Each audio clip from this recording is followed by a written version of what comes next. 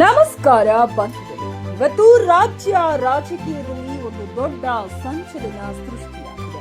ನಮ್ಮ ಮುಂದಿನ ಮುಖ್ಯಮಂತ್ರಿಗಳಾಗಿ ಅಧಿಕಾರ ವಹಿಸಿಕೊಳ್ಳಲಿರುವ ಡಿಕೆ ಶಿವಕುಮಾರ್ ಅವರ 2 ವರ್ಷಗಳ ಮಾಸ್ಟರ್ ಪ್ಲಾನ್ ಈಗಾಗಲೇ ಸಂಪೂರ್ಣವಾಗಿ ಸಿದ್ಧವಾಗಿದೆ. ಮುಂದಿನ 2028ರ ಚುನಾವಣೆಯಲ್ಲಿ ಕಾಂಗ್ರೆಸ್ ಪಕ್ಷವನ್ನ ಮತ್ತೊಮ್ಮೆ ಭರ್ಜರಿಯಾಗಿ ಅಧಿಕಾರಕ್ಕೆ ತರಲು ಒಂದು ಮೆಗಾ ಪ್ಲಾನ್ ರೂಪಿಸಿದ್ದಾರೆ. ಇದು ಕೇವಲ ಮಾತಿನ ಪ್ಲಾನ್ ಅಲ್ಲ ಸ್ವಾಮಿ.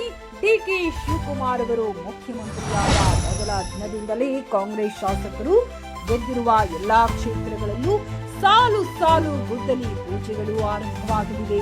ಅಷ್ಟೇ ಅಲ್ಲ, ಅವರೊಂದು ಖಡಕ್ ಹಠ ತೊಟ್ಟಿದ್ದಾರೆ. ಯಾವ ಕಾಮಗಾರಿ ಶುರುವಾಗುತ್ತೋ ಅದು ಕೇವಲ ಒಂದೇ ವರ್ಷದಲ್ಲಿ ಪೂರ್ಣಗೊಂಡು ಸಾರ್ವಜನಿಕರ ಉದ್ಘಾಟನೆಗೆ ಸಿದ್ಧವಾಗಲೇಬೇಕು.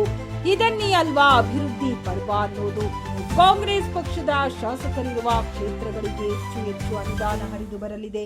ಅದರಲ್ಲೂ ವಿಶೇಷವಾಗಿ ಡಿಕೆಶಿಯವರ ಅತ್ಯಂತ ಆತ್ಮೀಯ ಬಳಗದಲ್ಲಿ ಗುರುತಿಸಿಕೊಂಡಿರುವ ಶಾಸಕರಿಗೆ ಡಬಲ್ ಅನುದಾನ ಸಿಗುವ ಎಲ್ಲಾ ಸಾಧ್ಯತೆಗಳಿವೆ.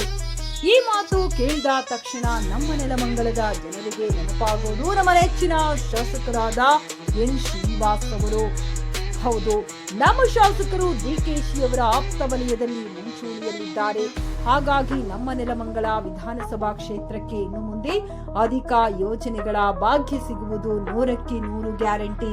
ಇದರಿಂದ ನಮ್ಮ ಶಾಸಕ ಶ್ರೀನಿವಾಸ್ ಅವರ ರಾಜಕೀಯ ನಡೆ ಸಂಪೂರ್ಣ ಬದಲಾಗಲಿದ್ದು ನೆಲಮಂಗಲದ ಕ್ಷೇತ್ರ ಅಭಿವೃದ್ಧಿಯ ವೇಗ ಇನ್ನು ಸೂಪರ್ ಫಾಸ್ಟ್ ಆಗಲಿದೆ.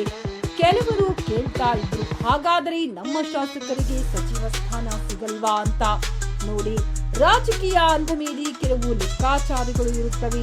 ಒಂದೇ ಜಿಲ್ಲೆಗೆ 2 ಸಚಿವ ಸ್ಥಾನಗಳು ನೀಡುವುದು ಕಷ್ಟ ಸಾಧ್ಯ. ಪ್ರತಿ ಜಿಲ್ಲೆಗೂ 1 ಸಚಿವ ಸ್ಥಾನ ಮತ್ತು 1 ನಿಗಮ ಮಂಡಳಿ ಅಧ್ಯಕ್ಷ ಸ್ಥಾನ ನೀಡುವುದು ಹೈಕಮಾಂಡ್ ಸೂತ್ರ. ಹಾಗಾಗಿ ನಮ್ಮ ಶಾಸಕ ಎನ್ ಶ್ರೀನಿವಾಸ್ ಅವರಿಗೆ ಸಚಿವ ಸ್ಥಾನ ಇಲ್ಲದಿದ್ದರೂ ಪ್ರಭಾವಿ ನಿಗಮದ ಅಧ್ಯಕ್ಷ ಸ್ಥಾನ ಫಿಕ್ಸ್ ಆಗಿದೆ. ಸ್ಥಾನ ಯಾವುದೇ ಇರಲಿ, ಮುಖ್ಯಮಂತ್ರಿಗಳ ನೇರ ಆಶೀರ್ವಾದ ಮತ್ತು ಬೆಂಬಲ ನಮ್ಮ ಶಾಸಕರಿಗೆ ಇರುವುದರಿಂದ ನೆಲಮಂಗಲಕ್ಕೆ ಬರುವ ಅನುದಾನಕ್ಕಾಗಲಿ ಅಭಿವೃದ್ಧಿ ಕಾರ್ಯಗಳಿಗಾಗಲಿ ಯಾವುದೇ ಕೊರತೆ ಇರುವುದಿಲ್ಲ. ಕೇವಲ 1 ವರ್ಷದಲ್ಲಿ ಕೆಲಸ ಮುಗಿಸುವ ಹಠ ಇರೋ ಮುಖ್ಯಮಂತ್ರಿಗಳು ಅವರಿಗೆ ಹೆಗಲು ಕೊಟ್ಟು ಅಗಲಿರಲು ಶ್ರಮಿಸುವ ನಮ್ಮ ಶಾಸಕರು, ಇವರಿಬ್ಬರ ಕಾಂಬಿನೇಷನ್ ನಲ್ಲಿ ನಮ್ಮ ನೆಲಮಂಗಲದ ಚಿತ್ರಣವೇ ಬದಲಾಗಲಿದೆ.